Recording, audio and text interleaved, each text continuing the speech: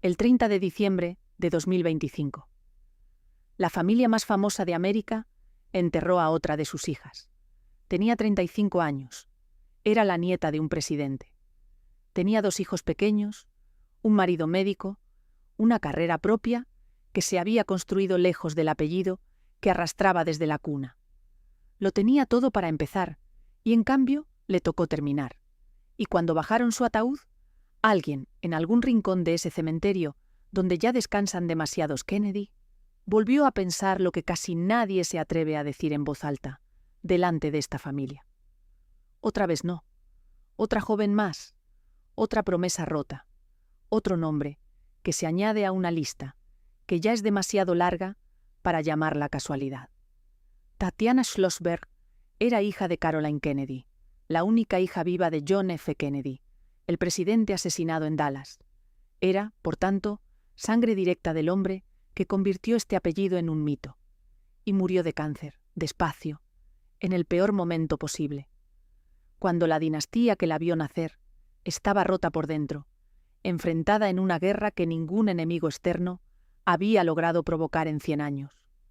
Se la rompieron ellos mismos, porque esa es la parte que la gente no entiende cuando habla de la maldición de los Kennedy.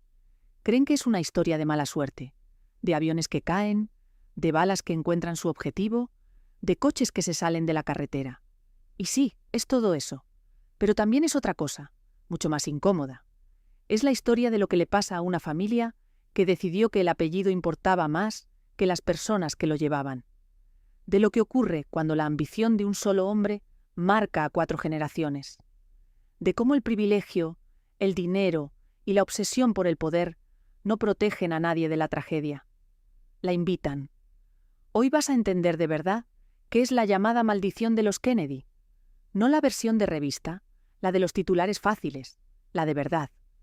Vas a ver de dónde viene, cómo empezó, por qué se repite, y por qué la muerte de Tatiana Schlossberg en diciembre de 2025 no fue un final, sino el último eslabón de una cadena que un hombre forjó hace casi un siglo, sin imaginar lo que estaba poniendo en marcha. Vas a entender por qué los más ricos, los más guapos, los más poderosos de América también fueron los más desgraciados. Y vas a quedarte hasta el final, porque hay un detalle sobre esta familia que cambia por completo la forma de mirar todo lo que crees saber sobre ellos. Un detalle que casi nadie cuenta y que explica, más que ninguna bala y más que ningún accidente, por qué los Kennedy nunca han podido escapar de sí mismos. Pero para entenderlo, hay que volver al principio. Mucho antes de Tatiana, mucho antes de Dallas. Hay que volver al hombre que lo empezó todo. A finales del siglo XIX, en Boston, ser irlandés y católico no era exactamente una ventaja. Los irlandeses habían llegado huyendo del hambre, hacinados en barcos, y la vieja élite protestante de Nueva Inglaterra los miraba por encima del hombro. Había carteles en las tiendas y en las fábricas que lo decían sin rodeos. Aquí no se contratan irlandeses. Esa fue la ciudad, ese fue el mundo, en el que nació un niño llamado Joseph Patrick Kennedy. Y ese niño creció con una idea metida en la cabeza que le marcaría para siempre y que marcaría a todos los que vinieran después de él. Si el mundo te desprecia por lo que eres, tienes que hacerte tan rico, tan poderoso y tan intocable que el mundo no tenga más remedio que respetarte.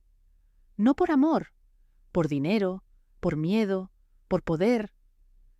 Joe Kennedy no quería que lo aceptaran, quería que lo necesitaran, y se puso a ello con una frialdad que asustaba.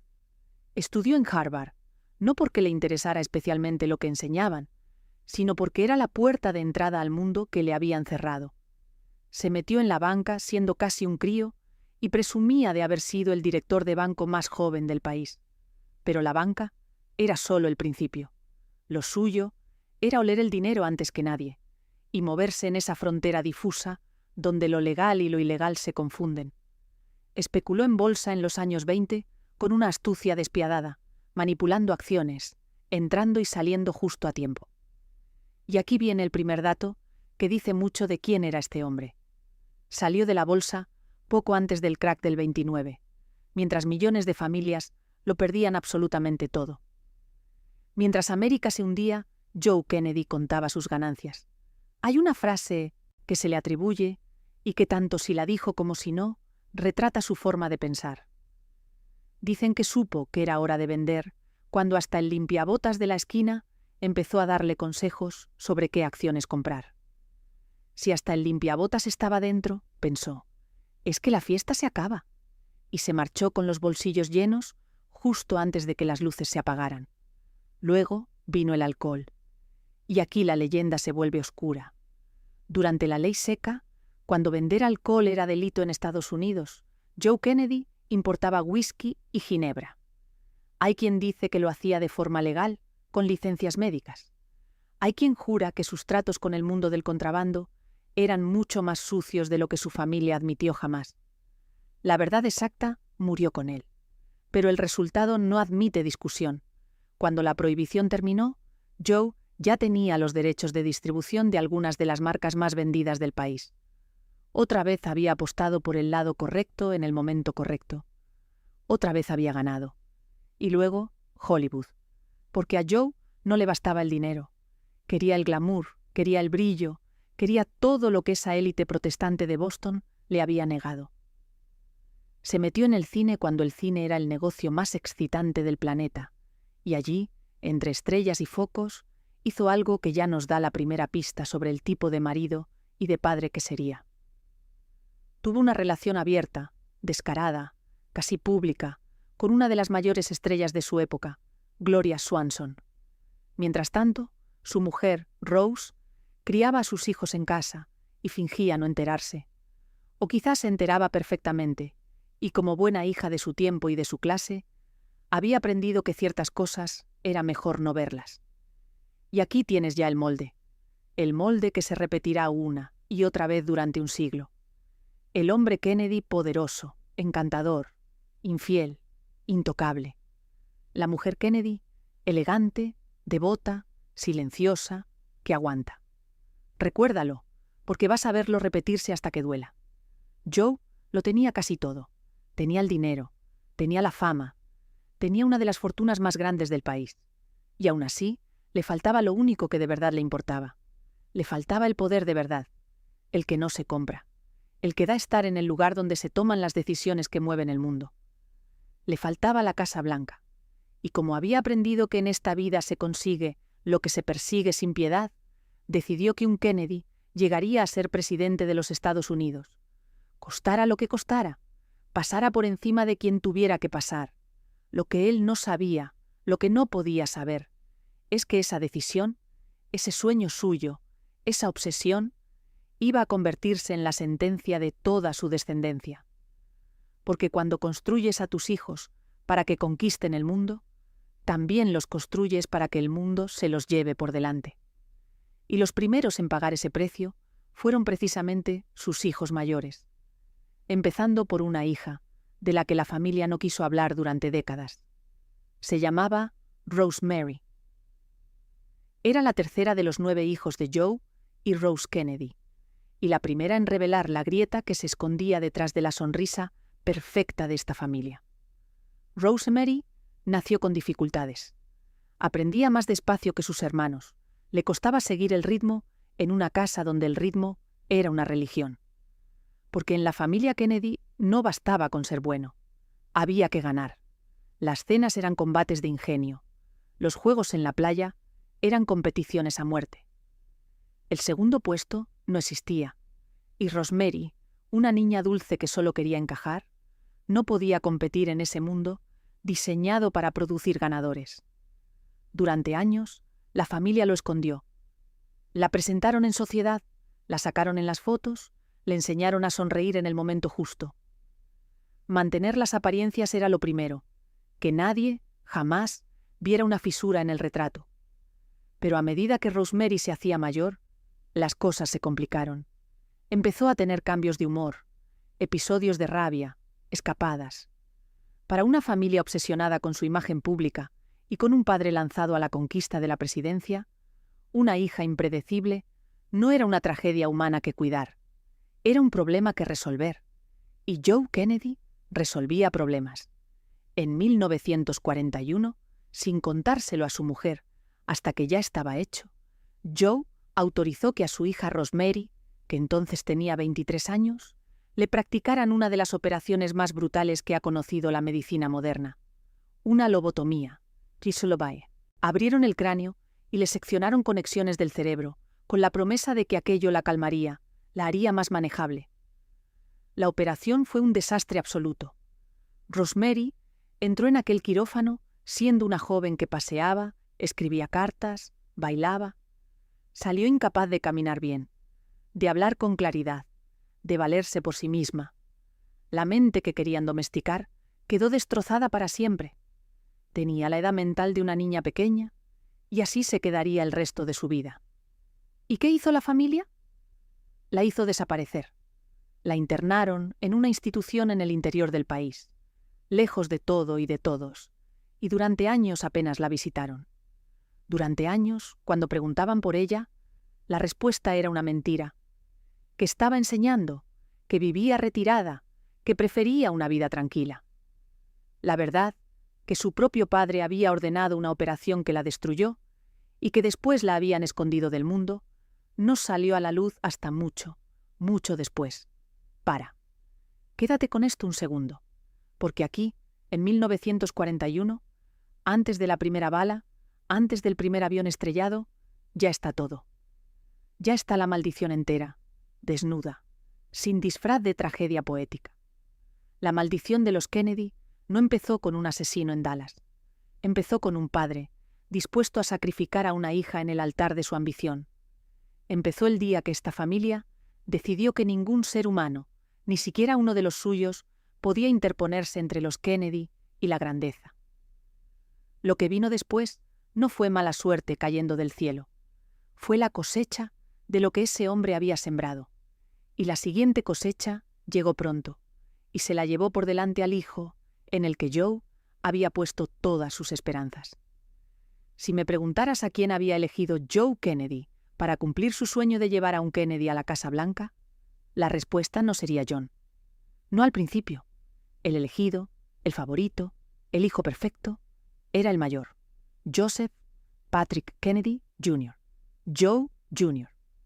Era todo lo que un padre como aquel podía soñar. Guapo, atlético, encantador, ambicioso, seguro de sí mismo hasta rozar la arrogancia. Desde niño le habían dicho que él sería presidente algún día, y se lo había creído, porque en esa casa la fe se heredaba como el color de los ojos. Joe Jr. era el proyecto, el primogénito sobre el que descansaba todo el peso del apellido, el que devolvería a los Kennedy todo lo que el viejo mundo de Boston les había negado.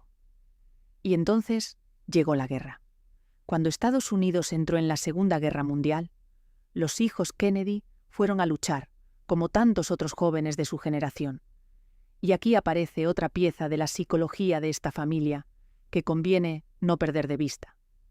Su hermano John, el segundo, ya se había convertido en un héroe de guerra en el Pacífico tras un episodio en el que su lancha fue partida en dos y él salvó a varios de sus hombres. John, el enfermizo, el que siempre había estado a la sombra del hermano mayor, de repente era el héroe. Y para Joe Jr. eso era insoportable. No podía ser menos. No podía permitir que su hermano pequeño le robara el sitio.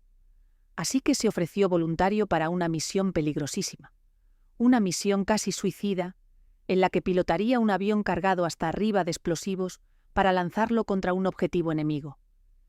El avión explotó en el aire antes de llegar a su destino. De Joe Jr. no quedó nada que enterrar. El hijo perfecto, el futuro presidente, el orgullo del clan, desapareció en un instante sobre el cielo de Europa. Tenía 29 años. Imagina por un momento a Joe Kennedy padre recibiendo esa noticia. El hombre que lo había planificado todo, que lo había controlado todo, que creía que con suficiente dinero y suficiente voluntad se podía doblegar al destino.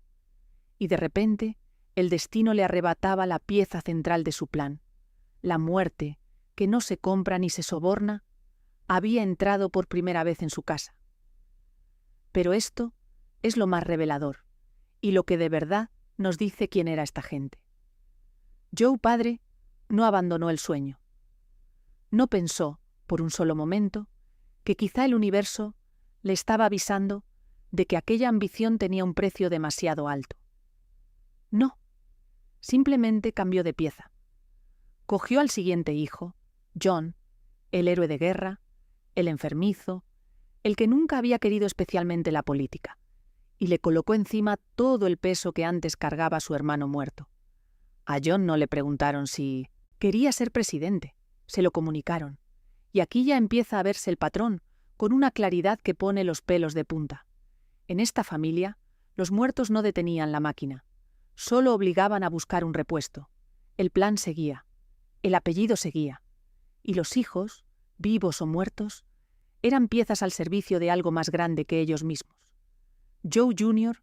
fue el primero en caer, pero no sería el último de aquella generación, porque mientras la familia lloraba a un hijo en el cielo de Europa, otra tragedia se cocía al otro lado del Atlántico, y esta vez le tocaría a la hija más libre, más rebelde y más feliz de todos los Kennedy. Una chica que cometió el peor de los pecados a ojos de su madre: atreverse a elegir su propia vida. Se llamaba Kathleen, pero todos la conocían como Kik, y el apodo le venía como anillo al dedo, porque era pura energía, pura chispa, pura vida. De los 9 hermanos, era la que más se reía, la que más encantaba, la que entraba en una habitación y la encendía entera. Si la familia Kennedy era una maquinaria fría de ambición, Kik era la grieta cálida por la que se colaba la luz. Durante la guerra, Kik se fue a Inglaterra y allí, entre la aristocracia británica, conoció el amor. Se enamoró de un joven noble, heredero de uno de los títulos más antiguos del país. Un partido espectacular para casi cualquier familia del mundo. Casi cualquiera, menos la suya, porque el muchacho tenía un defecto imperdonable a ojos de Rose Kennedy, la matriarca devota, la católica de misa diaria. El chico era protestante. Para Rose, aquello no era una boda, era una traición a Dios, a la fe, a todo lo que ella representaba. Le suplicó a su hija que no lo hiciera, le advirtió, y cuando Kik, por una vez en su vida, decidió desobedecer y casarse con el hombre que amaba, su madre hizo algo que cuesta imaginar: le dio la espalda, no fue a la boda. Ningún Kennedy fue, salvo Joe Jr., el hermano mayor, que aún vivía entonces y que quiso estar al lado de su hermana en el día más importante de su vida. El resto de la familia la trató como si hubiera dejado de existir, y entonces el destino, que en esta familia siempre cobra sus deudas con intereses, se puso en marcha.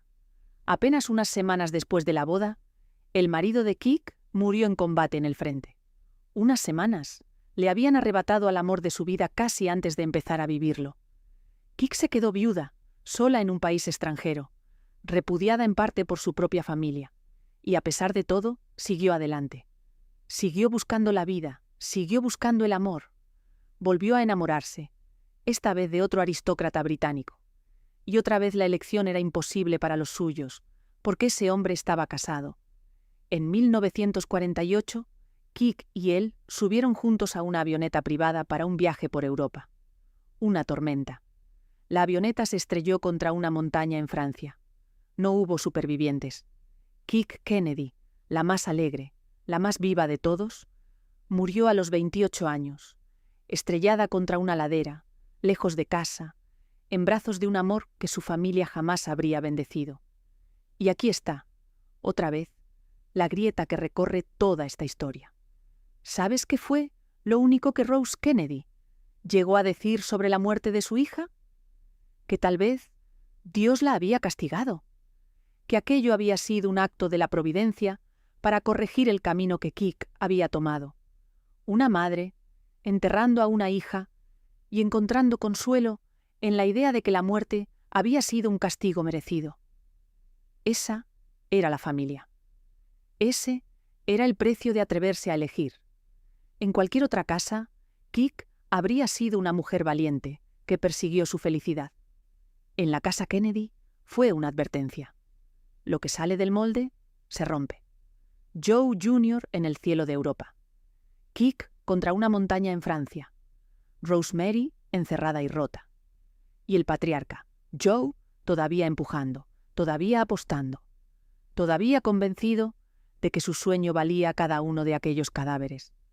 Solo que ahora todo el peso recaía sobre un hombre que cargaba un secreto que habría hundido a cualquier otro candidato. Porque el siguiente Kennedy en la línea, el que iba a cumplir el sueño de su padre, el que iba a llegar a la Casa Blanca, estaba enfermo. Mucho más enfermo de lo que nadie sospechaba. A John Fitzgerald Kennedy lo recordamos como la imagen misma de la juventud y la energía. El pelo perfecto, la sonrisa fácil, el bronceado, esa sensación de vigor y de futuro que conquistó a un país entero. Esa fue la imagen. La realidad era casi lo contrario. John Kennedy llevaba enfermo prácticamente desde niño. Una enfermedad tras otra. Pasó temporadas larguísimas en hospitales, tan grave en algún momento que llegaron a administrarle los últimos sacramentos pensando que no sobreviviría. Arrastraba una dolencia en las glándulas que le obligaba a medicarse a diario para seguir con vida. Y por encima de todo, sufría unos dolores de espalda atroces, constantes, que lo acompañaron toda su existencia y que se agravaron tras sus heridas de guerra. El hombre que proyectaba una imagen de salud perfecta vivía, en realidad, agarrotado por el dolor. Usaba una faja para mantenerse erguido. Se inyectaba y se medicaba para poder funcionar, para poder caminar, para poder sostener esa sonrisa ante las cámaras. La vitalidad que tanto vendió era, en buena parte, una actuación. Una de las muchas que esta familia montó para que el mundo viera lo que querían que viera, y nunca lo que había detrás. Porque ese era el otro gran secreto de John Kennedy, y de los Kennedy en general. La distancia abismal entre la imagen y la verdad. El matrimonio modélico con Jacqueline, esa pareja elegante y luminosa que parecía sacada de un cuento, escondía las infidelidades constantes del presidente. Mujer tras mujer, aventura tras aventura, con una imprudencia que hoy nos cuesta entender. Estaba el molde otra vez. El hombre Kennedy, encantador e infiel. La mujer Kennedy, elegante que sonríe en público y traga en privado. El abuelo Joe, con su estrella de Hollywood, mientras Rose criaba a los niños. El nieto John, con sus amantes mientras Jackie posaba para las portadas. La misma historia, una generación después. Y aún así, funcionó. La maquinaria de los Kennedy, engrasada con la fortuna del viejo Joe y con un talento para la imagen que se adelantó décadas a su tiempo, llevó a John a la presidencia en 1960. El sueño imposible del niño irlandés de Boston se cumplió. Un Kennedy entró en la Casa Blanca. Joe padre había ganado la mayor de sus apuestas, pero el destino, recuérdalo, siempre cobra. Y antes incluso de la tragedia que todos conocemos, hubo otra que casi nadie menciona, y que golpeó a John y a Jackie en lo más íntimo. En agosto de 1963, en plena presidencia, Jackie dio a luz a un niño. Lo llamaron Patrick. El bebé nació prematuro, con los pulmones sin terminar de formar, y a pesar de todos los medios del mundo, de los mejores médicos, del poder de la familia más poderosa del país, no pudieron salvarlo. Patrick Bouvier Kennedy vivió 2 días. 2 días. Y murió. Piénsalo. El hombre más poderoso de la Tierra, con todos los recursos imaginables a su disposición, incapaz de salvar a su propio hijo recién nacido. Por primera vez se vio a John Kennedy roto de verdad, llorando, sosteniendo aquella pequeña caja blanca. El poder, otra vez, no servía de nada ante la muerte. El dinero, otra vez, no compraba lo único que de verdad importaba. Y ese fue el aviso, la sombra que pasó por encima de Camelot apenas unos meses antes del golpe definitivo. Porque a las pocas semanas de enterrar a su hijo, John Kennedy subió a un coche descapotable en una ciudad de Texas. Y allí, a plena luz del día, ante miles de personas, la maldición de los Kennedy dejó de ser un asunto privado de una familia y se convirtió en una herida abierta en mitad del corazón de toda una nación. 22 de noviembre de 1963. Dallas. Una mañana soleada, una caravana de coches, una multitud entusiasmada, saludando al presidente joven y a su esposa elegante de traje rosa. La imagen perfecta de los Kennedy, desplegada una vez más ante el mundo. Y entonces, en cuestión de segundos, todo se rompió. Sonaron los disparos. El presidente se desplomó, y lo que vino después quedó grabado a fuego en la memoria de varias generaciones. Jackie gateando sobre el maletero del coche, el caos, las sirenas, la carrera desesperada hacia el hospital, y poco después, el anuncio que paralizó al mundo entero. El presidente de los Estados Unidos había muerto, asesinado a tiros en plena calle. No voy a meterme aquí en quién apretó el gatillo, ni en cuántas balas hubo, ni en las 1000 teorías que llevan más de medio siglo persiguiendo ese instante. Eso da para 10 vídeos. Lo que me interesa hoy es otra cosa. Lo que me interesa es lo que ese disparo le hizo a la familia y lo que reveló sobre la maldición que la perseguía. Porque fíjate en el patrón. Joe Jr., el primer elegido, muerto en el aire. John, el segundo elegido, el que cumplió el sueño, muerto de un disparo en plena gloria. Los 2 hijos sobre los que el padre había depositado su ambición de poder, eliminados. Era como si cada vez que un Kennedy se acercaba demasiado a la cima, algo bajara a arrancarlo de allí. Y mientras tanto, el viejo Joe, el arquitecto de todo aquello, ya ni siquiera podía reaccionar. 2 años antes del asesinato de su hijo, había sufrido un derrame cerebral que lo dejó paralizado y sin habla. El hombre que lo había planeado todo, que había construido a sus hijos como armas para conquistar el mundo, asistió a la destrucción de su propia obra, atrapado en una silla de ruedas, incapaz de pronunciar una sola palabra. Le tocó ver caer a sus hijos uno tras otro, mudo, prisionero de su propio cuerpo. Si existe un castigo a la medida de la soberbia de aquel hombre, fue ese: verlo todo, no poder hacer nada, no poder ni siquiera gritar. Si has llegado hasta aquí, ya te estarás dando cuenta de que esto no va de mala suerte, va de algo mucho más profundo. Y si esta historia te está enganchando tanto como a mí mientras la cuento, suscríbete al canal, porque lo que viene ahora, la siguiente generación, es donde la maldición se vuelve verdaderamente imparable, y donde aparece, por fin, el detalle que lo explica todo. Porque después de Dallas, mucha gente pensó que la familia se retiraría, que tanto dolor bastaría para que los Kennedy se apartaran del foco, del poder, de la política que parecía estar matándolos uno a uno. Pero ya conoces a esta familia. Los Kennedy no se retiran, y el hermano que quedaba en pie, el que había sido la mano derecha del presidente asesinado, decidió que el sueño no podía morir en Dallas. Decidió continuar. Decidió presentarse él. Y al hacerlo, firmó su propia sentencia. Robert Kennedy, Bobby, era distinto a sus hermanos. Más intenso, más espiritual, más atormentado. Había sido el cerebro implacable detrás de la campaña de John, su fiscal general, su persona de confianza, el que hacía el trabajo sucio para que el hermano brillara. Y cuando mataron a John en Dallas, algo se rompió dentro de Bobby de una forma que nunca terminó de recomponerse. Cargó con ese dolor durante años, en silencio, leyendo a los clásicos, buscando en la tragedia griega algún sentido a lo que le había tocado vivir. Pero los Kennedy no saben quedarse quietos. Y en 1968, Bobby tomó la decisión que su familia llevaba en la sangre. Se presentó a la presidencia. Iba a terminar lo que su hermano había empezado. Iba a devolver a un Kennedy a la Casa Blanca, esta vez por sí mismo. Y por un momento pareció que lo iba a lograr. Su campaña encendió al país. Hablaba de los pobres, de los marginados, de la justicia, de cerrar las heridas de una nación dividida. La gente lo seguía con una pasión casi religiosa. Parecía el hombre destinado a sanar lo que la muerte de su hermano había roto. La noche del 5 de junio de 1968, en Los Ángeles, Bobby acababa de ganar unas primarias decisivas. Estaba eufórico. Salió a celebrarlo, dio un discurso lleno de esperanza ante una multitud entregada.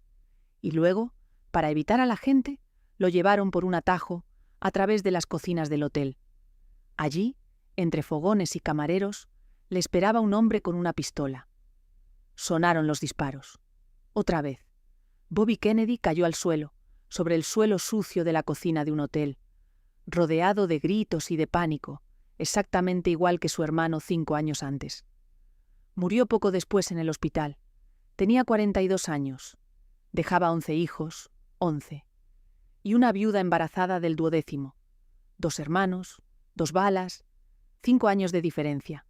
Los 2 asesinados cuando el poder estaba al alcance de su mano. A estas alturas, en el país entero, ya nadie hablaba de casualidad. Ya había nacido la idea.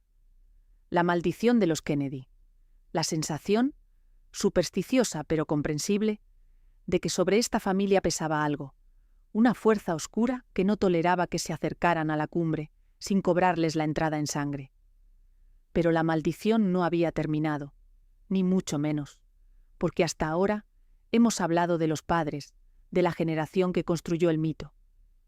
Lo que viene ahora es peor.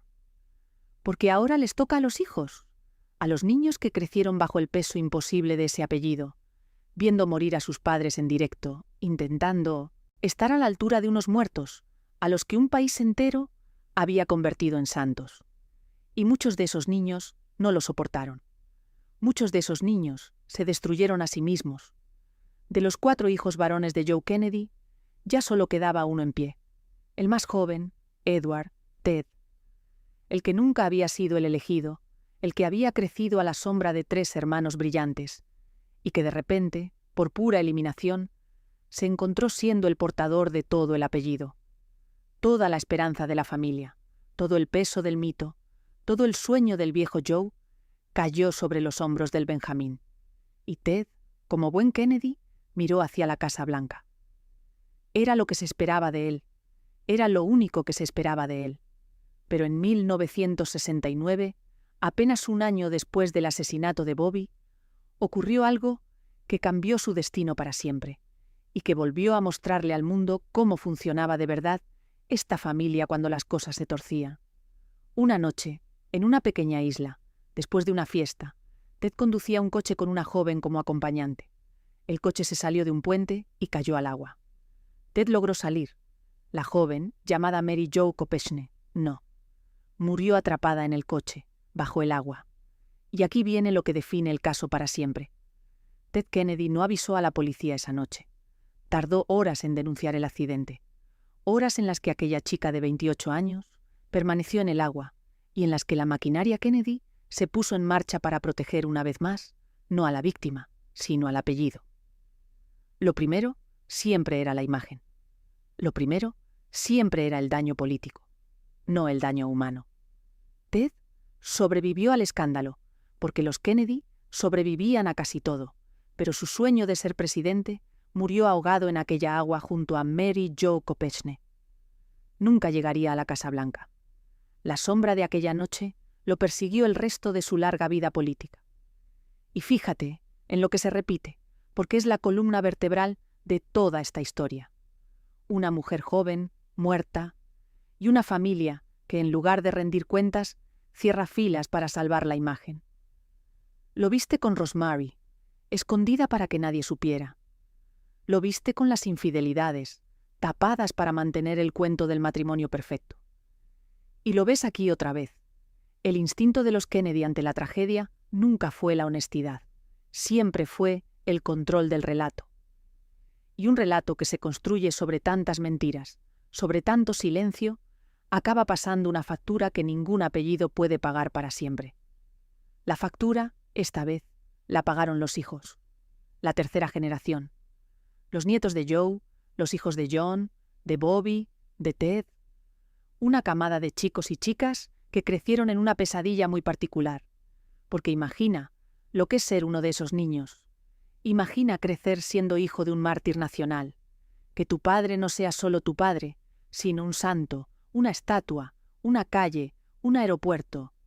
Que el país entero espere de ti que seas tan brillante, tan valiente, tan extraordinario como un hombre al que ni siquiera llegaste a conocer del todo, porque lo mataron cuando eras un crío. Ese peso aplastó a muchos de ellos, y los que no pudieron con él buscaron salidas que terminaron de destruirlos. Entre los 11 hijos que dejó Bobby Kennedy, había uno llamado David. David tenía 12 años cuando asesinaron a su padre. Y aquí hay un detalle que es de una crueldad casi insoportable. La noche del asesinato, David estaba solo en la habitación de un hotel, viéndolo todo por televisión. Vio en directo cómo disparaban a su padre, un niño de 12 años, solo, frente a una pantalla. viendo morir a su padre en tiempo real. Algo así no se supera. No del todo. David arrastró ese trauma el resto de su corta vida. Cayó en las drogas siendo muy joven. Entró y salió de clínicas. Intentó una y otra vez salir del pozo. La familia, fiel a su costumbre, prefería no hablar del tema, mantener las apariencias, fingir que el problema no existía. Y en 1984, David Kennedy murió de una sobredosis en la habitación de un hotel en Florida. Tenía 28 años, la misma edad que tenía Kik cuando se estrelló, la misma edad que tenía Mary Jo Kopechne cuando se ahogó, como si esta familia tuviera un número marcado a fuego. Pero David no fue el único de esa generación que se hundió. Su hermano Michael, otro de los hijos de Bobby, también vivió una vida marcada por el escándalo y la autodestrucción. Tuvo problemas personales que salpicaron a la familia, una conducta cada vez más temeraria. Esa sensación tan Kennedy de que las reglas que valían para el resto del mundo no iban con ellos. Y en las Navidades de 1997, durante unas vacaciones de esquí, Michael Kennedy estaba jugando a un juego peligroso en la nieve. Esquiar a toda velocidad por una pista, en grupo, lanzándose un balón unos a otros, sin casco, al caer la tarde, cuando ya apenas se veía. Michael se estrelló contra un árbol. Murió en el acto. Tenía 39 años. Y aquí, por fin, empieza a asomar el detalle del que llevo todo el vídeo hablándote. Ese detalle que lo explica todo. Porque párate a pensar en cómo murió Michael. No lo mató una bala de un asesino. No lo mató una enfermedad. No lo mató ninguna fuerza oscura venida de fuera. Lo mató jugar a esquiar a toda velocidad. De noche, sin casco, sin frenos, convencido de que a él no le iba a pasar nada. Lo mató esa temeridad, esa imprudencia, esa necesidad de demostrar constantemente que era invencible. Lo mató, en el fondo, ser un Kennedy. Y eso, ese patrón, es la clave de toda la maldición. Pero todavía no lo ves del todo. Para verlo con absoluta claridad, hace falta la muerte que cerró el siglo. La muerte del Kennedy más amado de todos. El niño que el mundo entero vio crecer. El que tenía que ser el futuro. El que iba a redimir a toda la familia. Y el que, sin querer, demostró de una vez por todas que era realmente la maldición de los Kennedy. Si hubo un Kennedy, al que el país entero adoró, fue él. John F. Kennedy, Jr. John, el hijo del presidente asesinado. Todos lo recuerdan por una imagen. La de un niño de 3 años, vestido con un abriguito, levantando su manita para saludar al ataúd de su padre el día del funeral. Aquella foto le rompió el corazón a una nación, y a partir de ese instante, John dejó de ser un niño normal para convertirse en propiedad emocional de todo un país. Era el hijo de Camelot, el príncipe huérfano, la prueba viviente de todo lo que América había perdido en Dallas. Y creció guapo, increíblemente guapo. Lo nombraron el hombre más atractivo del planeta. Era encantador, simpático, accesible. Fundó una revista, intentó labrarse un camino propio, se enamoró de una mujer elegante y enigmática, llamada Caroline Bessette, y se casó con ella en una boda secreta que cuando se conoció, paralizó al mundo. Parecía que por fin un Kennedy iba a poder vivir. Parecía que el príncipe huérfano había encontrado su final feliz, que él, precisamente él, iba a ser quien rompiera la maldición. Mucha gente daba por hecho que John acabaría en política, que sería senador, gobernador, quién sabe si presidente, que cerraría el círculo, que devolvería a un Kennedy a la Casa Blanca y curaría por fin la herida abierta de Dallas. Llevaba esa expectativa encima desde aquel saludo infantil al ataúd de su padre. El peso de toda una dinastía, otra vez, sobre los hombros de un solo hombre. El 16 de julio de 1999, John subió a una avioneta privada que él mismo pilotaba. Iba con su mujer, Caroline, y con la hermana de ella, Lauren. Volaban de noche, hacia una boda familiar, sobre el mar. John tenía licencia de piloto, pero era relativamente nuevo en esto, y no estaba cualificado para volar, guiándose solo por los instrumentos, que es lo que hace falta cuando vuelas de noche sobre el océano y no hay un horizonte visible que te diga dónde está el cielo y dónde el agua. Las condiciones aquella noche eran malas. Había neblina, cualquier piloto con más experiencia o más prudencia probablemente no habría despegado, o habría buscado ayuda. Pero él era un Kennedy, y los Kennedy no tienen miedo. Los Kennedy no se quedan en tierra. Los Kennedy no admiten que algo es demasiado para ellos. La avioneta se desorientó en la oscuridad, sobre el agua, y se precipitó al mar. Murieron los tres. John tenía 38 años, y con él se hundió, literalmente, la última gran esperanza de aquella generación. El príncipe de América, el niño del saludo, el que iba a romper la maldición, terminó en el fondo del océano por pilotar de noche un avión que no estaba preparado para pilotar. Y ahí está. Ahí está por fin, completo. El detalle que lo explica todo. Para. Mira hacia atrás conmigo un momento.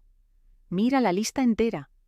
Joe Jr., voluntario para una misión suicida, porque no podía soportar que su hermano fuera más héroe que él. Kik, estrellada en una avioneta, volando hacia un amor prohibido. Michael, contra un árbol, esquiando de noche sin casco.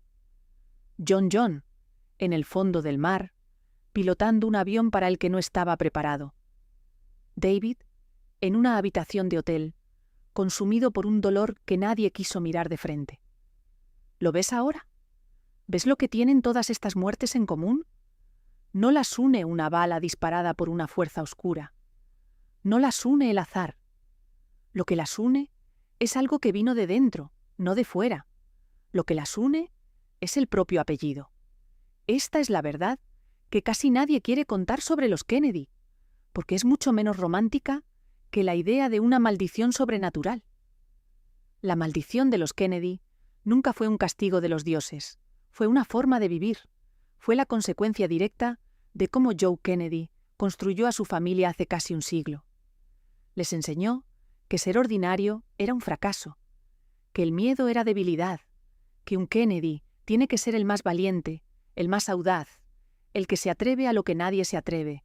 Les enseñó a no aceptar nunca sus límites, a pilotar el avión aunque no estés preparado, a lanzarte por la pista aunque sea de noche, a no admitir jamás que algo es demasiado para ti, porque admitirlo sería traicionar al apellido. Joe Kennedy no maldijo a su familia con magia negra, la maldijo con una expectativa imposible, la condenó a vivir siempre al límite, a no poder ser nunca personas normales, con vidas normales y miedos normales. Y la gente que vive siempre al límite, tarde o temprano, se cae por el borde. A eso hay que sumarle el trauma. Generación tras generación de niños, viendo morir a sus padres de las formas más violentas, criados entre cámaras, convertidos en símbolos antes de ser personas, esperados como salvadores de algo que no eligieron. Ese cóctel de presión imposible, trauma sin tratar y temeridad heredada, es la verdadera maldición. No vino de fuera, la llevaban dentro, se la pasaban de padres a hijos como se pasa el color de los ojos o el apellido en sí, y por eso era tan imparable. Porque no se puede esquivar una bala que llevas en la sangre. Lo más trágico de todo es que muchos de ellos lo intentaron. Intentaron ser libres, intentaron salirse del molde. Kik lo intentó eligiendo el amor por encima de la familia. John lo intentó construyéndose una vida lejos de la política. Y a casi todos, de un modo u otro, el apellido los alcanzó. Esa es la maldición de los Kennedy. Y entender esto es entender por qué, en pleno siglo XXI, con todos los recursos del mundo, con toda la medicina moderna, la familia más famosa de América volvió a enterrar a una de sus jóvenes, porque la maldición no se ha roto, solo ha cambiado de forma, y en los últimos años ha vuelto a golpear con una crueldad que demuestra que sigue tan viva como el primer día. Podrías pensar que con el cambio de siglo, con el paso del tiempo, con una nueva generación más alejada ya del foco político, la sombra por fin se levantaría. Que los bisnietos de Joe Kennedy, gente joven que crecía en un mundo distinto, escaparían de lo que había perseguido a sus padres y a sus abuelos. No fue así. En 2019, Una joven llamada Saoirse Kennedy Hill murió en la casa familiar de los Kennedy, esa misma casa junto al mar que ha visto pasar tantas tragedias. Era nieta de Bobby Kennedy. Tenía 22 años.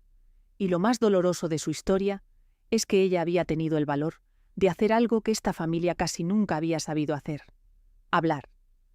Años antes de morir, Saoirse había escrito abiertamente sobre sus problemas de salud mental, sobre la oscuridad que arrastraba, sobre lo difícil que era pedir ayuda.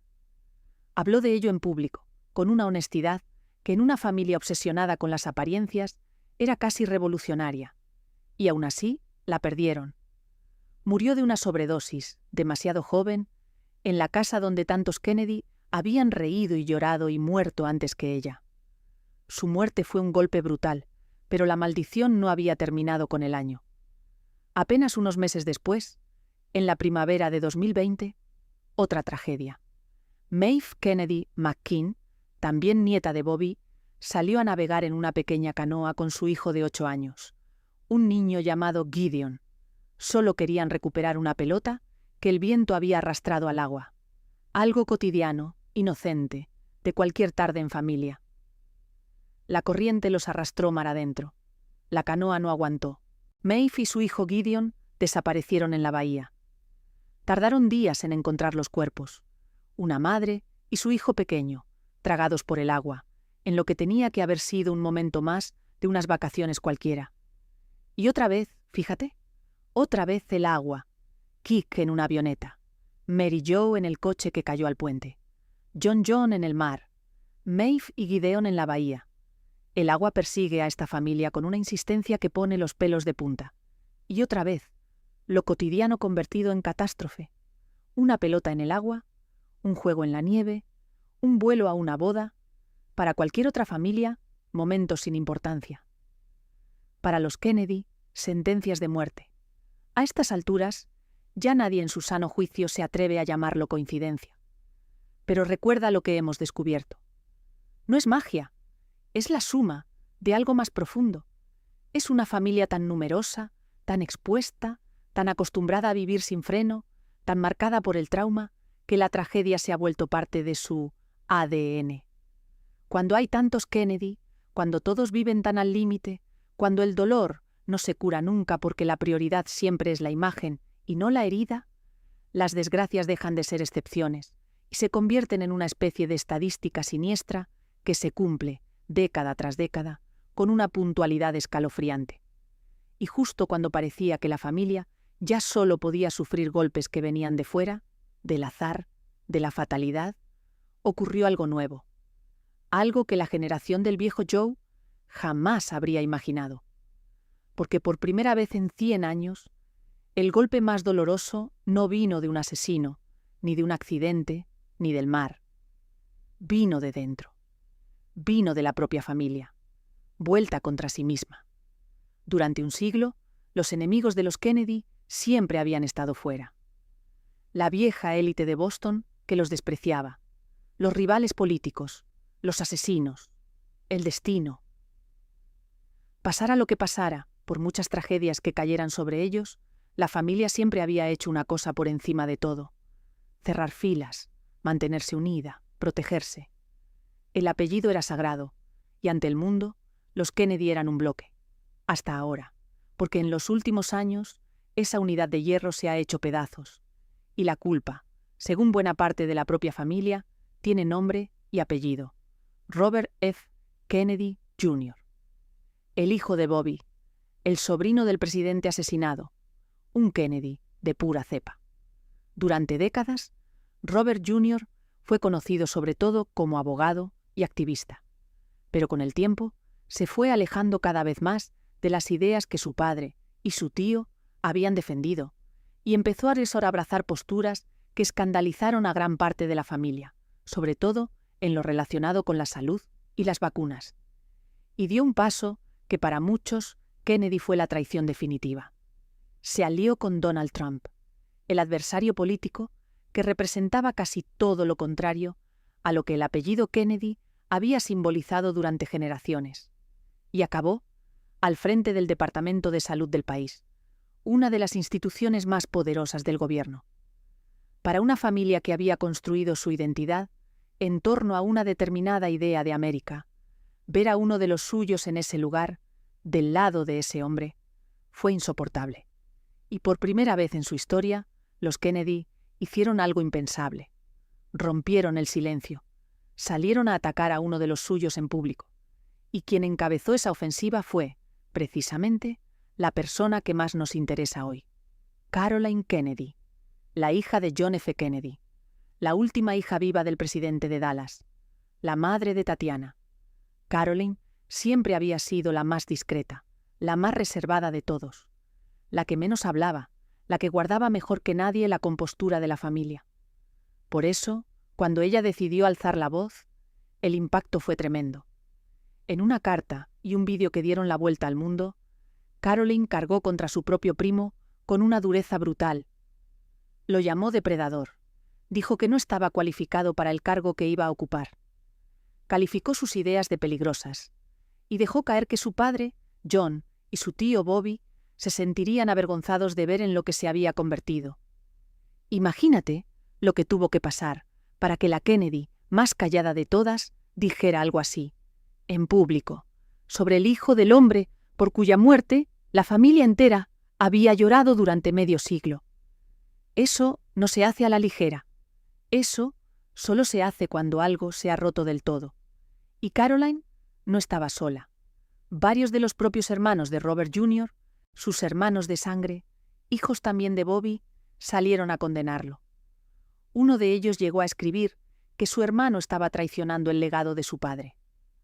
La familia se partió en dos a la vista de todos.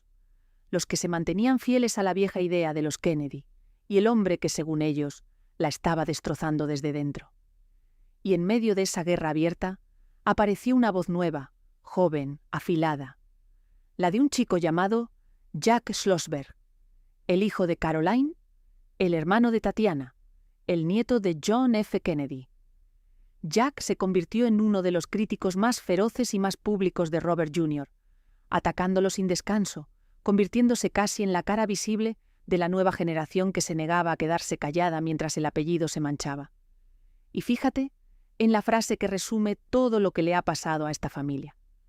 En medio de la pelea, alguien de la propia familia, hablando de ese supuesto clan unido y todopoderoso, lo dijo sin rodeos, que ya no existe tal cosa como la familia Kennedy, que ya son más de 100 adultos, que no son una organización ni un clan que se reúne a decidir nada, que son, simplemente, un montón de personas individuales que comparten un apellido. Esto no es El Padrino, vino a decir uno de ellos. No hay un clan, solo hay gente. Piensa en lo que significa eso. El mito más poderoso de la política americana, la dinastía que un hombre construyó hace 100 años con una ambición sin límites, reconociendo, por boca de sus propios miembros, que ya no es una familia, que se ha desintegrado, que la unión de hierro que sobrevivió a balas, a aviones estrellados, a escándalos y a sobredosis, no ha sobrevivido a sus propias divisiones internas. La maldición de los Kennedy había cambiado de forma una última vez. Ya no necesitaba asesinos ni accidentes. Ahora la familia se hacía daño a sí misma. Y fue exactamente en ese momento, con la dinastía rota, enfrentada, despedazándose en público, cuando le tocó el turno a Tatiana. Para entender lo que significó la muerte de Tatiana Schlossberg, primero hay que entender quién era. Y quién era no se parece en nada al tópico de la heredera Kennedy. Tatiana no quería vivir de su apellido. Es más, parecía empeñada en lo contrario. Mientras una parte de la familia se movía entre cargos, campañas y focos, ella eligió un camino mucho más callado, mucho más suyo. Se hizo escritora, periodista. Se dedicó a temas que no tenían nada que ver con el glamour del clan, sino con el mundo real. El medio ambiente, el consumo, la forma en que vivimos y lo que eso le hace al planeta. Escribió un libro sobre ello. Trabajó en medios serios. Se construyó, ladrillo a ladrillo, una identidad propia que no dependía de ser la nieta de John F. Kennedy. Y eso, en esta familia, es casi un acto de rebeldía, porque ya hemos visto lo que pasa con los Kennedy, que intentan salirse del molde. Kik lo intentó eligiendo el amor. John Lo intentó construyendo una vida lejos de la política. Y Tatiana lo intentó a su manera, buscando un lugar en el mundo donde su valor no se midiera por su sangre, sino por lo que ella misma era capaz de hacer y de pensar y de escribir. Por fuera, su vida parecía la prueba de que, por fin, alguien había conseguido escapar. Tenía una carrera propia. Se había casado, no con un político ni con un aristócrata, sino con un médico. Tenía hijos pequeños. Tenía una vida construida lejos de los reflectores, una vida normal, en el mejor sentido de la palabra. La vida que tantos Kennedy persiguieron y casi ninguno logró tener. Parecía, de verdad, que Tatiana iba a ser la excepción, la que demostrara que se podía llevar ese apellido y aún así ser libre. Y entonces llegó la enfermedad. No fue una bala, no fue un avión, no fue el mar. Esta vez, la maldición tomó la forma más silenciosa y más cruel de todas: un cáncer. A Tatiana le diagnosticaron la enfermedad cuando era joven, cuando estaba en plena construcción de su vida, cuando tenía todo por delante. Y aquí, otra vez, esta mujer demostró de qué pasta estaba hecha y lo distinta que era a la vieja costumbre de su familia. Porque mientras los Kennedy habían pasado un siglo escondiendo el dolor, tapando las heridas, fingiendo que las grietas no existían, Tatiana hizo lo contrario. Escribió sobre su enfermedad, lo contó, puso por escrito lo que estaba viviendo, con una lucidez y una valentía que dejaron sin palabras a quienes lo leyeron. En lugar de esconderse, como le habían enseñado a esconderse a tantos de los suyos, eligió mirar de frente lo que le estaba pasando y compartirlo. Lucha, tratamientos, esperanza. La vida de una mujer joven, peleando por quedarse, por ver crecer a sus hijos, por seguir escribiendo, por seguir siendo. Y al otro lado, una enfermedad que no entiende de apellidos, ni de fortunas, ni de poder. El cáncer no se deja sobornar, como no se dejaba la muerte, que entró por primera vez en casa del viejo Joe hace 80 años. Toda la fama del mundo, todo el dinero del mundo, todo el peso del nombre más famoso de América, no sirvieron de nada. Otra vez, como con el pequeño Patrick en 1963, como siempre. El 30 de diciembre de 2025, Tatiana Schlossberg murió. Tenía 35 años. Dejaba a sus hijos pequeños, a su marido y a una madre, Caroline, que ya había enterrado a su padre asesinado, a su tío asesinado, a su hermano en el fondo del mar, y ahora, por fin, a su propia hija. Su hermano Jack, el que se había convertido en una voz tan combativa, le dedicó un homenaje público a su hermana, y de repente, todo el ruido de la guerra familiar, todos los ataques, toda la política, quedaron en silencio ante una verdad mucho más sencilla y mucho más antigua. Una familia, otra vez, llorando a una de sus jóvenes, el apellido más poderoso de América, otra vez, impotente frente a un ataúd.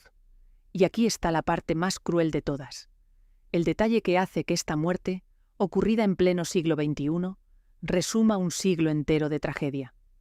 Tatiana murió mientras su familia estaba en guerra consigo misma. Murió mientras su madre, Caroline, libraba la batalla pública más dura de su vida contra su propio primo. Murió mientras el apellido se despedazaba en los periódicos. Murió en el momento exacto en que aquella unión de hierro, esa que había resistido 100 años de balas y de accidentes, se confirmaba rota.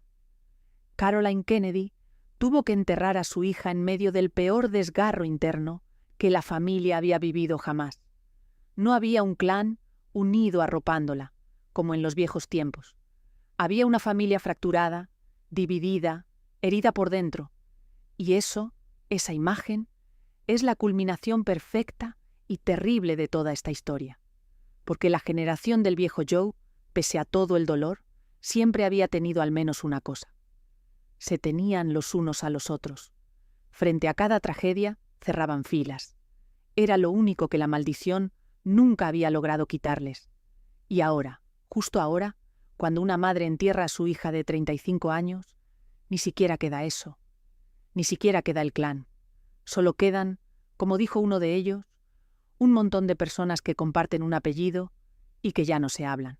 La maldición de los Kennedy Empezó con un hombre dispuesto a sacrificarlo todo por la grandeza de su apellido, y termina, 100 años después, con ese mismo apellido, convertido en lo único que esta gente todavía comparte, mientras se rompen en la tristeza más absoluta. Empezó con la ambición de unir un nombre al poder, y acaba con ese nombre incapaz de unir siquiera a la familia que lo lleva. Hay una parte de esta historia de la que casi nunca se habla y sin la cual no se entiende nada.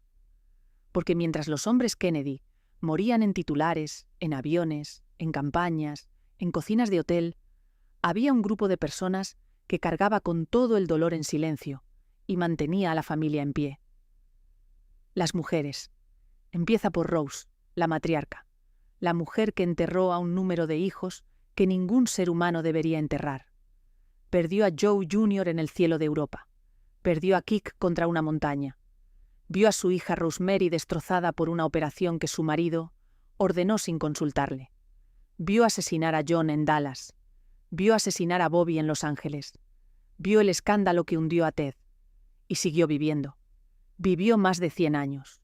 Rose Kennedy sobrevivió a casi todos los suyos, y lo hizo aferrada a su fe y a una compostura de hierro que jamás se permitió quebrar en público. Nadie sabe del todo lo que pasaba dentro de aquella mujer, porque esa fue, exactamente, su tragedia y su deber. No dejar que nadie lo supiera. Aguantar, callar, sostener el retrato mientras por dentro se hacía añicos. Luego está Jackie, la mujer que el día de Dallas sostuvo en sus brazos a un marido moribundo y horas después, con el vestido todavía manchado de sangre, tuvo la entereza de pensar en la imagen, en la historia, en lo que vería el país. Jackie fue quien después convirtió la presidencia de su marido en una leyenda, quien le dio al mundo la idea de Camelot, ese reino mágico y fugaz. Cargó el luto de toda una nación sobre sus hombros. Y luego hizo algo que escandalizó a medio mundo, y que mirado con los ojos de hoy, fue puro instinto de supervivencia. Se casó con uno de los hombres más ricos del planeta, el armador griego Aristóteles Onassis, y se marchó lejos. Lejos de América, lejos del apellido, lejos del foco que la perseguía. Mucha gente la juzgó por aquello, pero piénsalo. Era una mujer que había visto morir a su marido a su lado de un disparo, que había perdido a un hijo recién nacido, que vivía con el terror de que vinieran también a por sus pequeños. Buscó un muro, una fortaleza, una distancia. Buscó proteger a sus hijos de la maldición, y en buena medida, durante un tiempo, lo consiguió. La mujer que más sabía lo que costaba el apellido fue la que más luchó por sacar a sus hijos de su sombra. Y está Ethel, la viuda de Bobby, la mujer que se quedó con 11 hijos, embarazada del 12º cuando asesinaron a su marido.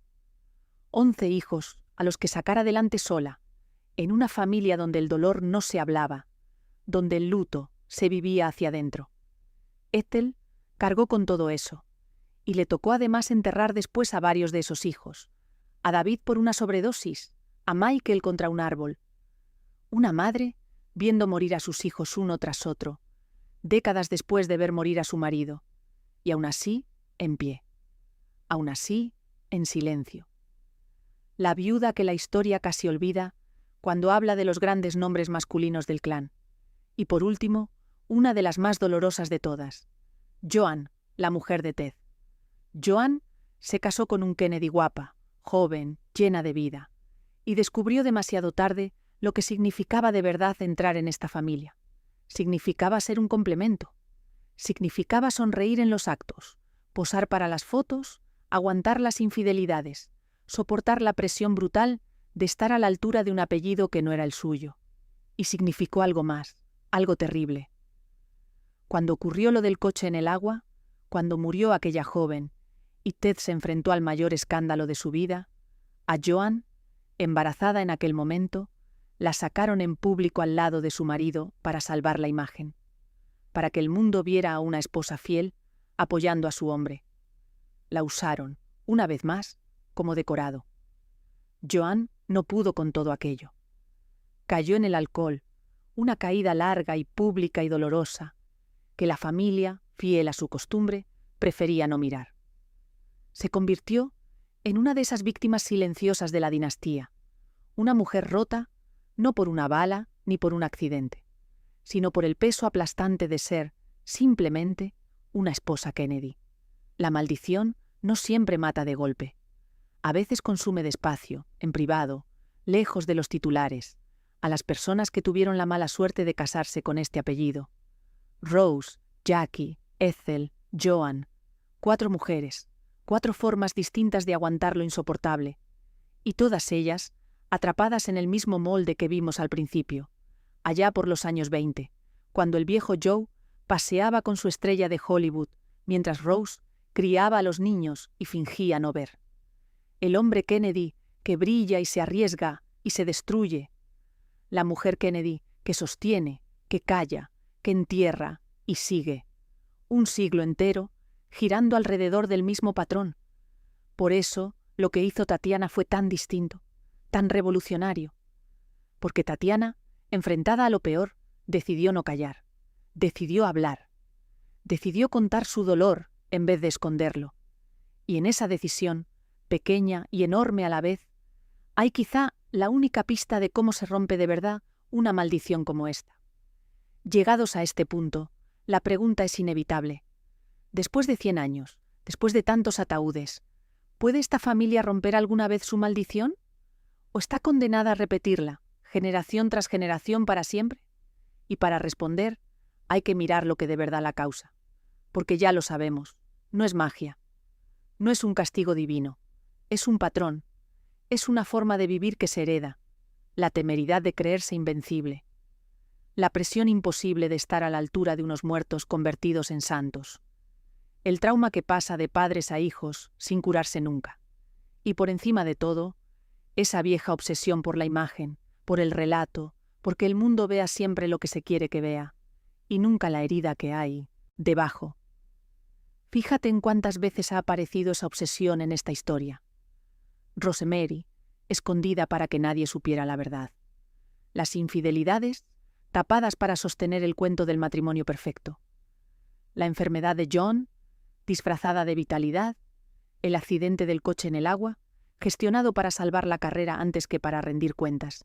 Las adicciones, ignoradas para que no mancharan el apellido. Una y otra vez, lo mismo. Primero la imagen, después, si queda tiempo, la persona. Y ahí está el veneno, porque una familia que esconde sus heridas no las cura. Una familia que prohíbe el miedo, cría hijos temerarios, una familia que convierte a sus muertos en dioses, aplasta a sus vivos bajo un peso que no pueden levantar. La maldición de los Kennedy no es otra cosa que la suma de todos esos silencios, repetidos durante 4 generaciones. Por eso, la única que de verdad apuntó una salida fue precisamente la que acabamos de enterrar, Tatiana. Porque ella rompió la regla más sagrada del clan. No escondió su dolor, no fingió que la grieta no existía. La nombró, la escribió, la compartió con el mundo. Hizo justo lo contrario de lo que esta familia había hecho durante un siglo. Y aunque la enfermedad se la llevó igualmente, porque contra el cáncer la honestidad no es una cura, hay algo profundamente revelador en su gesto. Tatiana demostró que se puede ser un Kennedy y al mismo tiempo ser humano, frágil, honesto, real. Demostró que el camino para salir del molde no es ser más fuerte, ni más valiente, ni más invencible, que es justo lo que el viejo Joe les enseñó y lo que los fue matando. El camino es exactamente el opuesto. Es atreverse a ser vulnerable. Es dejar de fingir. ¿Aprenderá la familia esa lección? No lo sabemos. La nueva generación, gente como Jack, el hermano de Tatiana, está reescribiendo las reglas, hablando alto, peleándose en público, negándose a callar como callaron sus abuelas. Tal vez en ese ruido, en esa negativa a fingir que todo va bien, haya el principio de algo distinto. O tal vez sea solo una forma nueva de la misma vieja tragedia, el mismo apellido buscando otra manera de consumir a quienes lo llevan. Porque esa es la trampa de una maldición como esta, que nunca avisa de qué forma va a volver. Empezó con una lobotomía y un sueño de poder. Siguió con aviones y con balas. Pasó por sobredosis y por habitaciones de hotel. Por el agua, una y otra vez por el agua, y terminó, de momento, con un cáncer y con una familia rota, hablándose a gritos en los periódicos. Cada vez una forma distinta, cada vez la misma raíz. Y mientras esa raíz siga ahí, mientras ese apellido siga pesando lo que pesa, nadie puede asegurar que Tatiana sea la última. Ojalá lo sea. Pero la historia de los Kennedy nos ha enseñado, con una crueldad implacable, a no apostar nunca por el final feliz. Para entender del todo por qué esta familia nunca pudo curarse, hay que entender una cosa más. Y es que los Kennedy no solo vivieron obsesionados con la imagen, es que fueron, literalmente, los inventores de la imagen moderna en la política. Los primeros que comprendieron que en el mundo nuevo de las cámaras no importaba tanto lo que eras como lo que parecías, y ese descubrimiento, que los catapultó a la cima, fue también parte de lo que los condenó. Vuelve a 1960. John Kennedy se enfrenta a su rival por la presidencia en el primer gran debate televisado de la historia del país. Y ocurre algo que cambió la política para siempre. La gente que escuchó aquel debate por la radio, solo las voces, sin imágenes, pensó que había ganado el rival de Kennedy, pero la gente que lo vio por televisión pensó justo lo contrario.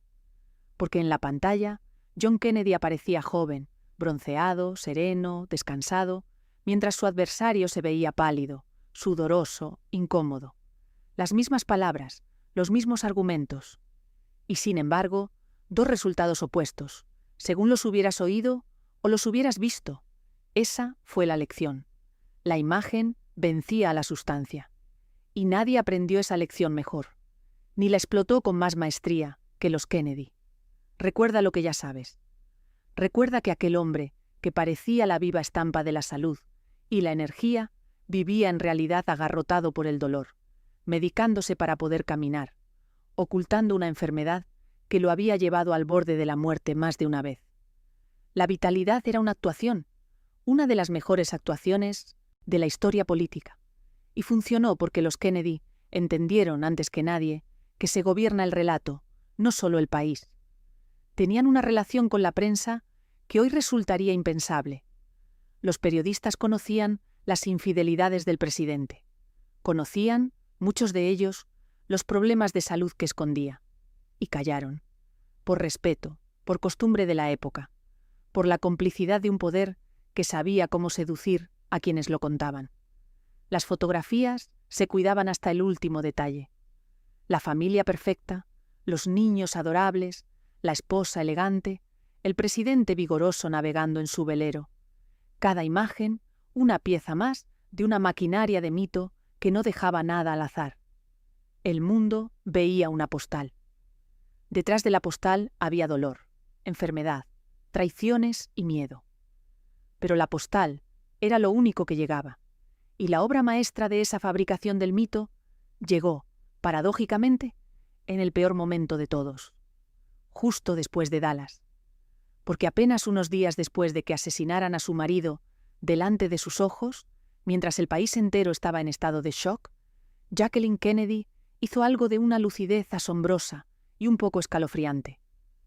Concedió una entrevista, y en ella, con un dolor todavía en carne viva, plantó deliberadamente una idea en la cabeza de toda una nación.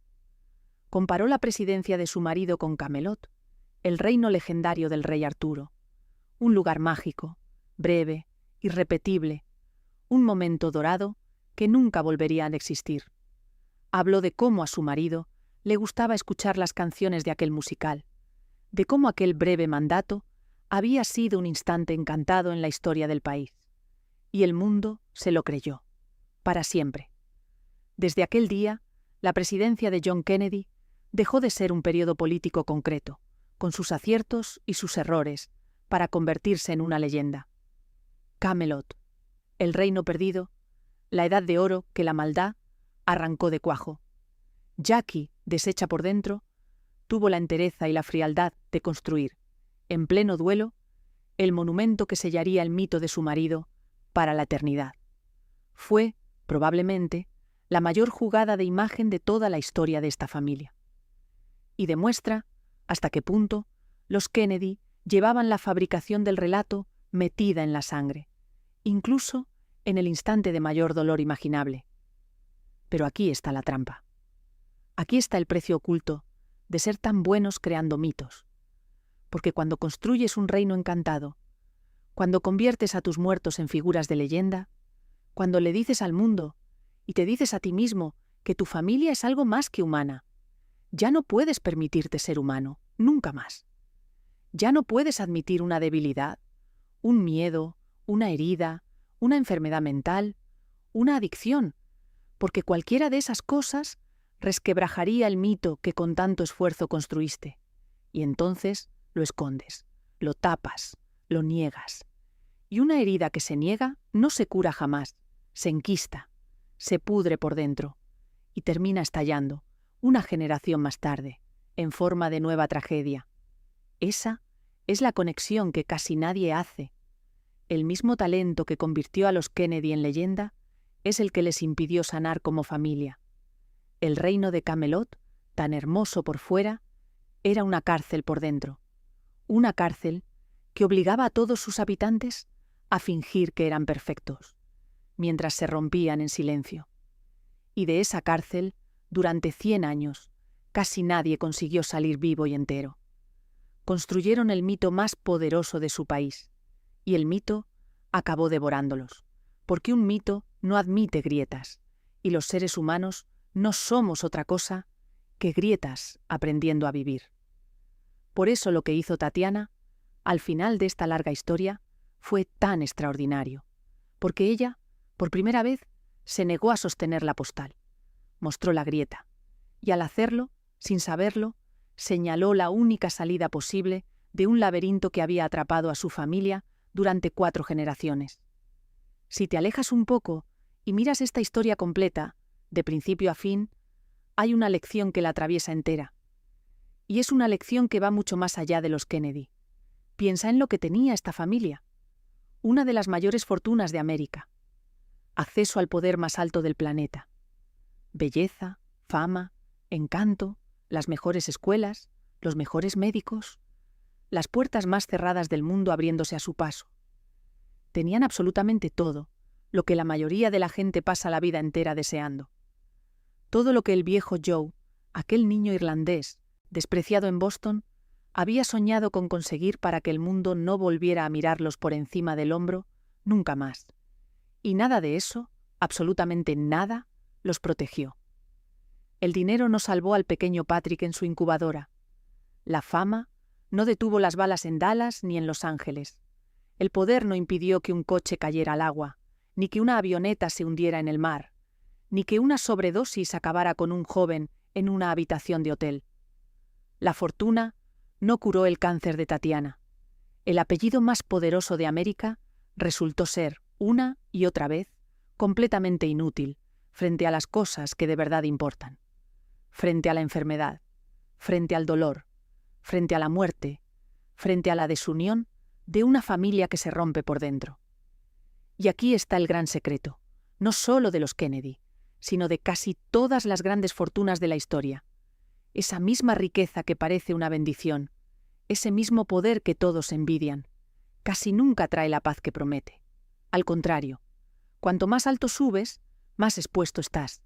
Cuanto más dinero hay en juego, más feroces son las peleas por la herencia, por el control, por el relato. Cuanto más famoso es tu apellido, más te aplasta el peso de tenerlo que llevar. Lo hemos visto en esta familia, y lo verás en casi todas las dinastías que un día parecieron tenerlo todo, porque la historia está llena de imperios y de apellidos dorados que terminaron devorados por sus propios herederos, por sus propios secretos, por su propia ambición. La riqueza no aísla del sufrimiento, lo amplifica, lo pone bajo los focos, lo convierte en espectáculo. Una familia pobre, que sufre en la intimidad. Una familia como los Kennedy sufre delante del mundo entero, con cada tragedia convertida en portada, con cada herida escrutada por millones de ojos, y encima cargando con la obligación de fingir que están por encima de todo, que son distintos, que a ellos el dolor no los toca como toca al resto de los mortales. Pero los toca, vaya si los toca. Los Kennedy sangran igual que cualquiera, lloran igual que cualquiera. Entierran a sus hijos igual que cualquiera, solo que con cámaras delante. Y esa, quizá, sea la verdad más humana y más dura que se esconde detrás del mito. Que el apellido más brillante de América compró todo lo que el dinero puede comprar y descubrió, una generación tras otra, que lo único que de verdad importaba no estaba en venta. Y aquí estamos. 100 años después de aquel niño irlandés despreciado en Boston, ¿qué queda de los Kennedy? Queda un apellido que sigue siendo, probablemente, el más reconocible de la historia política de su país. Queda una fortuna repartida, diluida entre decenas y decenas de descendientes. Queda un puñado de ellos todavía en la vida pública, en la política, en el activismo, en los focos, intentando cada uno a su manera cargar con el peso de un nombre que pesa como una losa de mármol.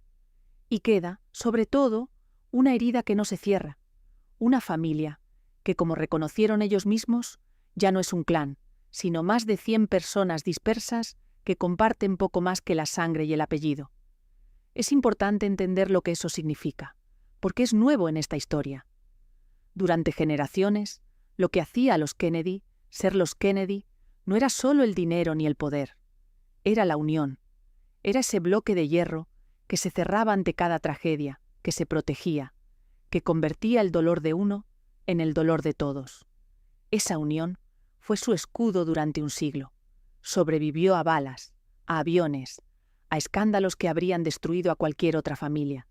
Y ahora, en pleno siglo XXI, ha sido lo primero en romperse. No por culpa de un enemigo externo, por culpa de ellos mismos, de sus propias divisiones, de sus propios choques, de un primo en el poder y de toda una familia partida en dos sobre qué significa hoy ser un Kennedy. Hay una ironía amarga en todo esto. El viejo Joe construyó este apellido precisamente para que durara, para que fuera eterno, intocable, una dinastía que se pasara el poder de generación en generación como las grandes casas reales de Europa. Lo construyó todo pensando en la permanencia. Y lo que ha ocurrido es lo contrario. El apellido perdura, sí, pero como un recuerdo, como un mito, como una sombra dorada de lo que fue. La dinastía de poder que él soñó no existe. En su lugar hay nostalgia, hay tragedia, y hay un montón de personas que llevan un nombre demasiado grande sobre los hombros, cada una intentando hacer algo con él, a menudo en direcciones opuestas. La nueva generación lo lleva de otra forma. Gente como Jack, el hermano de Tatiana, ya no juega con las reglas del silencio de sus abuelas. Habla, se pelea en público, defiende a gritos su versión de lo que el apellido debería significar.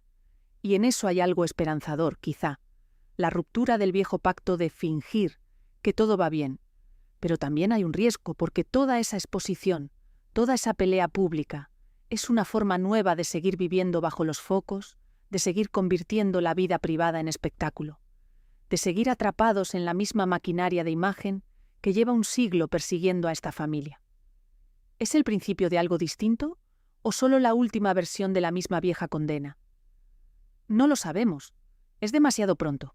Esa respuesta la escribirán los que vienen. Lo único seguro es que el precio se sigue pagando.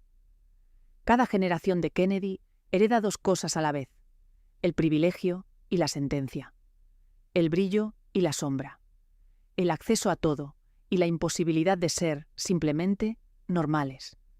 Y mientras esa herencia siga intacta, mientras ese apellido siga obligando a quienes lo llevan a ser extraordinarios, a no tener miedo, a no mostrar la grieta, la historia que te he contado hoy no será un capítulo cerrado. Será solo el capítulo que conocemos hasta ahora.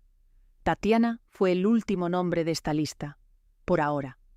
Y su muerte, en aquel diciembre de 2025, con la familia rota a su alrededor, fue mucho más que la pérdida de una mujer joven y brillante. Fue el recordatorio, una vez más, de que sobre esta dinastía sigue pesando algo que ningún siglo, ningún dinero y ninguna fama han conseguido levantar. Vuelve por un momento a esa imagen del principio. Diciembre de 2025. Un cementerio, un ataúd que baja a la tierra, y entre los presentes, una mujer de casi 70 años que ya ha estado demasiadas veces en una escena como esta. Caroline Kennedy, la hija de John F. Kennedy, la niña que se quedó huérfana de padre por una bala en Dallas, la hermana que vio cómo su único hermano, John, el príncipe de América, se hundía en el mar, la que enterró a su madre, Jackie, la que ha visto caer, a lo largo de su vida, a tíos, a primos, a sobrinos, a casi todos los nombres de esta historia que te he contado hoy. Y ahora, por fin, a su propia hija, a Tatiana, a su niña de 35 años. No hay maldición sobrenatural en esa escena. Hay algo mucho peor, porque es real. Hay una madre enterrando a una hija que tuvo que ver morir despacio. Hay una mujer que dedicó su vida a guardar la compostura, a no quebrarse jamás en público, tal como le enseñaron, descubriendo que hay dolores ante los que ninguna compostura sirve. Y hay, alrededor de ella, una familia que ya no es la fortaleza que fue. Una familia dividida, enfrentada, incapaz incluso de unirse del todo para llorar a una de los suyos. 100 años antes, en otra Boston, otro Kennedy había empezado todo esto con un sueño. Hacerse tan grande, tan rico y tan poderoso que nadie pudiera volver a despreciarlos. Lo consiguió. Construyó el apellido más famoso de la historia de su país. Y el precio de ese sueño, el precio que él nunca calculó, lo siguen pagando sus descendientes, uno a uno, ataúd a ataúd, hasta el día de hoy. Esa es la verdadera maldición de los Kennedy. No los dioses, no el azar. Un hombre que quiso demasiado. Una familia que aprendió a no ser nunca ordinaria, a no admitir nunca el miedo, a esconder siempre la herida detrás de la imagen. Y un apellido tan pesado, tan brillante y tan cruel, que generación tras generación sigue cobrándose lo que se le debe. Tatiana intentó escapar, intentó ser libre, intentó ser ella misma, lejos del foco, dueña de su propia historia, y casi lo logra, pero el apellido, al final, siempre alcanza a los suyos, solo que ella, al menos, nos dejó una pista. Nos enseñó que la única forma de no dejarse aplastar del todo por un peso así es atreverse a mostrar la grieta, a decir la verdad, a ser humano, aunque te apellides Kennedy. Quizá esa sea su herencia, más valiosa que todo el dinero del viejo Joe. Quizá, algún día, alguien de esta familia entienda por fin que la grandeza nunca estuvo en ser invencibles, sino en ser, simplemente, sinceros. Y entonces, solo entonces, la maldición podría terminar. Pero esa es otra historia. Y como toda gran fortuna esconde su propio secreto, su propia tragedia y su propio precio, esta es solo una de las muchas que merecen ser contadas.